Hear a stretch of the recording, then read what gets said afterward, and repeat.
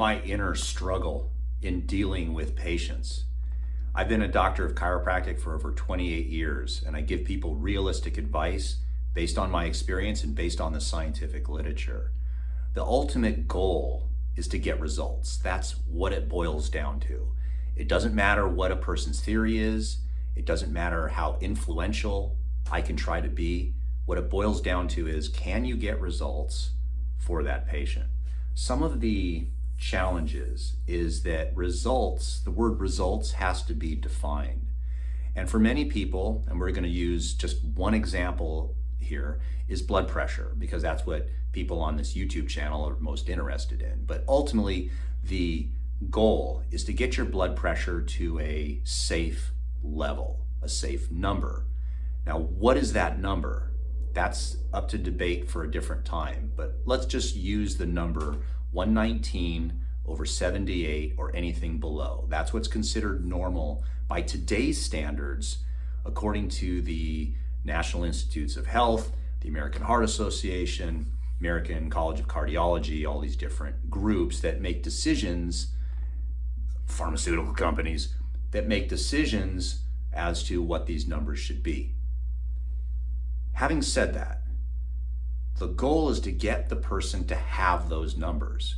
There's various ways of doing this. The simplest way is to just drug them, send them somewhere where they're just going to get 3, 4, 5 different medications, and that way you can just pound those numbers down to 119/79. That would be a possibility. And when people judge a number and say that's healthy, that's trouble, because you can make those numbers be whatever you want them to be through drugs. It may take 1, 2, 3, 4, 5 drugs. The other option is to figure out why the person is having these numbers as abnormal. So let's say a person's got blood pressure that's 160/98. That would be a common thing that we see. Why? You have to ask why. Is there a problem with their kidneys? Is there a problem with their lifestyle? Is there a problem with stress? Is there a problem with their diet? I mean, what is their diet? Let's just discuss that first. What is the diet? Well, the most popular diets, at least on TikTok and YouTube right now, are the carnivore diets and the keto diets. Keto's kind of dying off. People that used to do keto or promote keto are kind of not doing that anymore. They're more of a promoting carnivore, just eat steak. Well, the most extreme version would be to eat nothing but steak, and that's it. Just eat a big 14-ounce ribeye once a day. For some reason, you're not supposed to eat breakfast or lunch. Just eat once a day a steak. Now, of course, you're going to lose weight doing that. And because of the weight loss, your blood pressure is going down. So that's a diet that people are trying constantly. I've had lots of patients try it and then within a very short period of time kind of quit, because it's very boring and their LDLs go up and then their doctor wants to throw more drugs at them for that. But that's a side note. The diet, when you look at what the average person eats, is there's a lot of processed foods going on. So even with the carnivore diet, if you just start the carnivore diet, what it does is it eliminates a lot of the processed foods. If you do a Mediterranean diet, if you do a plant-based whole food diet, if you do a zone diet, a South Beach diet, the Atkins diet, vegetarian, it doesn't really matter, because if you can eliminate the processed foods from your diet, you're going to start to improve their health. That's one aspect, but we tend to emphasize that aspect because it's the most easily manipulated in terms of it feels like we have control. Because if you're going to eat 3, 4, 5 times a day or once a day, you always have control of what you're going to put in your mouth. Stress levels are a little bit different, because stress can contribute to people's blood pressure tremendously, particularly the systolic number, the first number when it comes to blood pressure. So getting people to learn how to control stress is one of the biggest challenges, because while I'm trying to help their spine, while I'm trying to help their neck pain and their shoulder pain and elbow pain, you sit down with people and you get to know them and you find out they're living a very stressful life.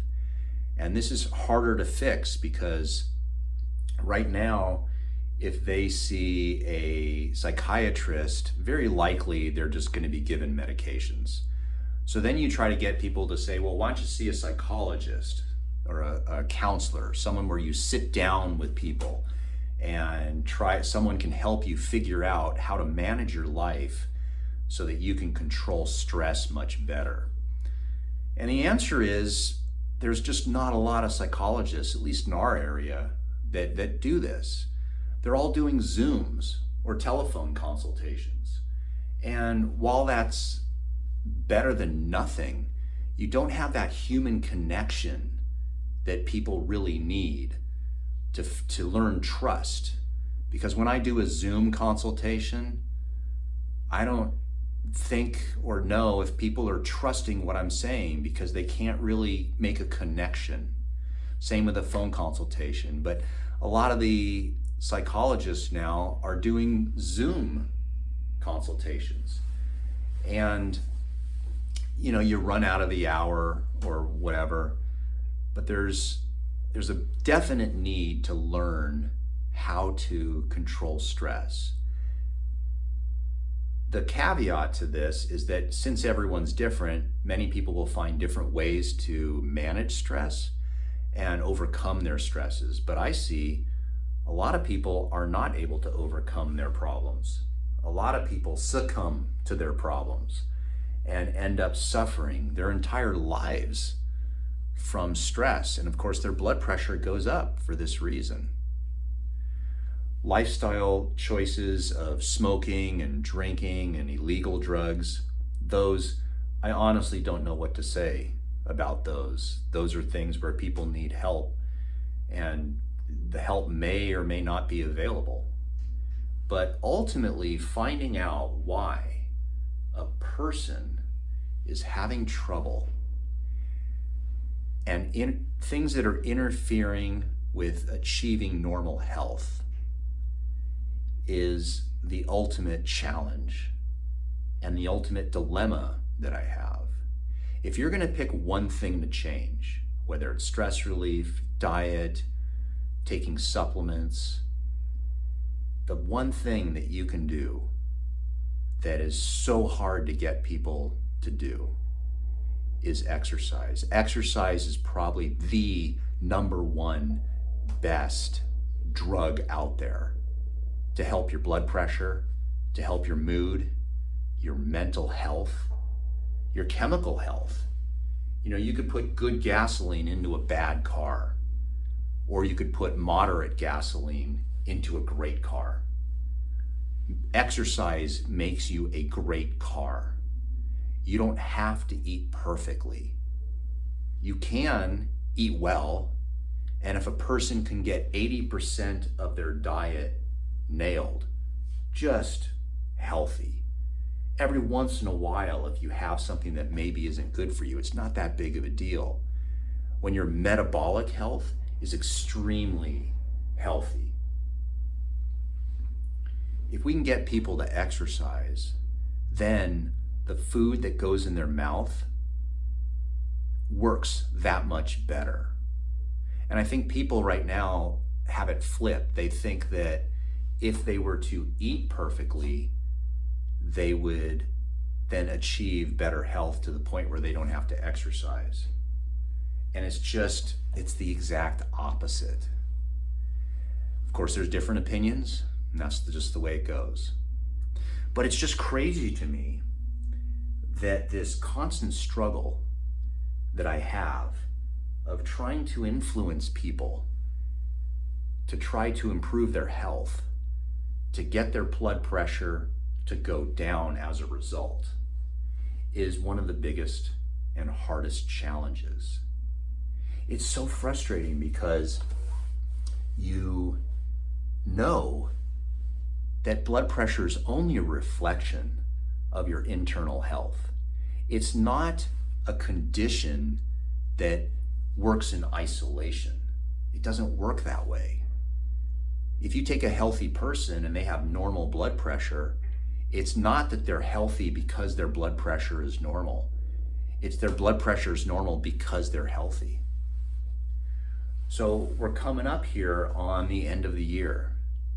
And what should happen is people should reflect back on this past year and what have they really done? How have they changed? How have they improved their lives this year? And if the answer is, gee, I'm no better off than when I was in January, or actually I gained about 30 pounds this year, or my blood pressure is worse, or any metric that you want to use. If it's worse right now in December than it was in the last January, well, how can we get to work so that next December you're much better off? If you gained 30 pounds this past year, clearly you're a success. You're a success in that you figured out how to gain 30 pounds. Get a piece of paper and write down, how the heck did you do it? How did you achieve it? Well, I had stress, I didn't exercise, I ate this type of diet, blah, blah, blah. Well, now you just have the formula. Just like that George Costanza episode where nothing was working out for him. So if everything was not working out with the way he was doing things, then that must mean the exact opposite must be true. So if you gained 30 pounds this year, figure out how you did it. Do the opposite next year.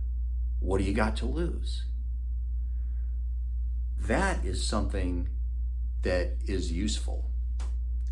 Now there's many supplements too that can reduce your blood pressure. You could take magnesium supplements, you could take potassium supplements, you could take foods that have beets in them, for example, like beetroot supplements, L-arginine, L-citrulline. These are all supplements, garlic too, that can really help your blood pressure. But the question is, are you making a lifestyle change that is going to improve your health for the long run? Or are you just using supplements as a replacement for drugs? Now, I have to say that if I had the choice, if I wasn't going to change my life at all, I wasn't going to exercise, I wasn't going to worry about stress, I was just going to either take drugs or take supplements. I don't know. Personally, I'd take supplements. If some of them work just as well as medications, then why not take supplements? There's less side effects, less harm on the liver and kidneys, less long-term problems. But one of the challenges people have when you try to convince them of this is that in a lot of cases, drugs are free. They are handing out drugs as if they were M&Ms at Halloween. Here's free drugs. If you want supplements, if you want a natural way, then that costs you money. Well, it's a problem because some people take a lot of supplements. I know some people that take $200 worth of supplements per month. That's a lot, especially when you compare it to what your insurance policy hands out for free. So from a financial point of view, it's hard to motivate people to use natural health care when there's a significant financial disadvantage of doing that. But there are a number of supplements that you can take. But what I personally find is that, and this is a weird conundrum of it, is that health conscious people tend to be the ones that take the supplements. And so the people that are willing to try to improve their stress levels, trying to improve their exercise, they're trying to improve their lifestyle such that they have a more comprehensive philosophy of how to be healthy. Those are usually the people that want to know about the supplements to lower their blood pressure. I get numerous questions down in the comment section down below, and some of them are eye-opening, that literally they'll say, why should I do all these things? It's too much work. Why not just take drugs for my blood pressure? And I thought to myself, well, first of all, you're on the wrong channel. Second of all, to be fair, it is a good question. Why? Why not? If your doctor can lower your blood pressure to make those numbers look good, why not just take the drugs? And that way you don't have to exercise. You don't have to change your diet. Your doctor's happy because the numbers are good, so his employer is giving him bonuses because, you're doing well, numbers-wise.